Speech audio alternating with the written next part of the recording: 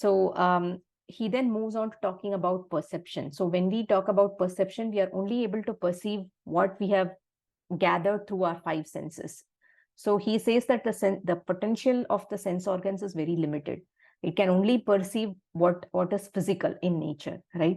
There are also certain things which we may not be able to perceive in the physical realm. For example, we discussed about prana, right? So prana is something that is flowing within all of us, day in and day out. But we are not able to feel it, or we are not able to perceive it through our senses, right? So, but if we develop our awareness to such an extent, then we will be able to perceive the prana flowing in and out, the prana flowing to different organs. Where is it getting blocked, right? So that awareness comes over a period of time. So this is the goal of yoga as per Sadhguru, where he says that it helps us to enhance our perception, right? When we enhance our perception, we enhance our ability to receive life as it is. It's not just about okay, am I alert, right? Am I being mentally alert to what is happening around me? No, that is not awareness. What he says is that we are able to receive life as and when it is happening as it is, right? So that is the ability to, what he says when he talks about enhancing perception. So he then talks about how Hatha Yoga is a way for us to increase that perception. So he talks about the word Hatha. Ha relates to sun and Tha relates to moon, right? How Hatha Yoga helps us to balance these two dimensions together of both the solar and the lunar energies together, right? So this one particular point, it was such a wow moment for me. So when he said, so when, let's say, you are very tired, right, what your body does is it automatically goes into this droopy state, right? Your shoulders become droopy, you look very dull and tired, and many times when you're sleepy, you will be like, tilting towards your left side. So for different physiological state or psychological state, your body naturally assumes certain postures, right? You don't have to do it. Your body will automatically get into that posture. What Sadhguru says is that the converse of it is the science of asanas, where you consciously get into that pose, and that pose will help you to reach certain states of feelings or certain states of consciousness, right? So this is quite interesting. Like when you are doing yoga regularly, you will feel that after a point of time, it is not about how many asanas you can do in an hour or so.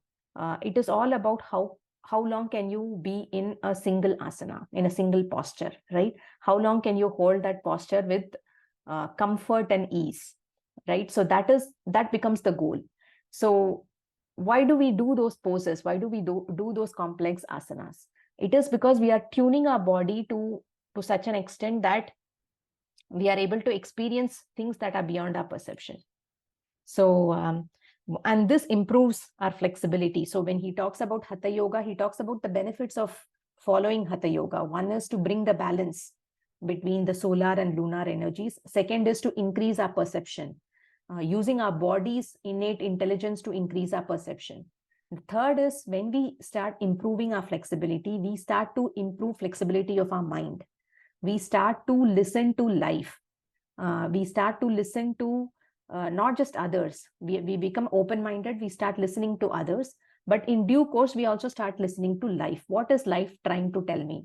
What is this experience trying to tell me? Right? So these are the sort of questions that we start to get answers for when we consistently practice Hatha Yoga.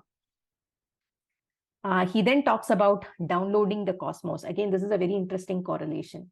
So if you have grown up in the 80s, you might have had a TV antenna in your on your terrace.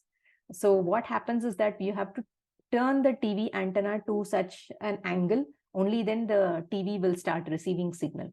Many times if the antenna goes in a different direction, you will stop receiving signal. Then somebody will go to the terrace, they will start turning it, and then somebody from the house will say, now it is coming, right? I'm sure if you have grown up in the 80s, you would have experienced this many times. So he says that our body is like the TV antenna. So when we hold it in that right position, the right posture, now it becomes receptive to certain frequencies, certain signals that is in the universe, right? So again, these might sound very vague, not easy to grasp or not easy to understand through logic, but logic is limiting us. So the author Sadhguru always keeps saying that, don't limit yourself to logic and what your intellect can discriminate and discern, but rather give that space to understand something that which cannot be logically understood, right? So he talks about how our body can become that powerful instrument of perception, and he says that we need to know more about.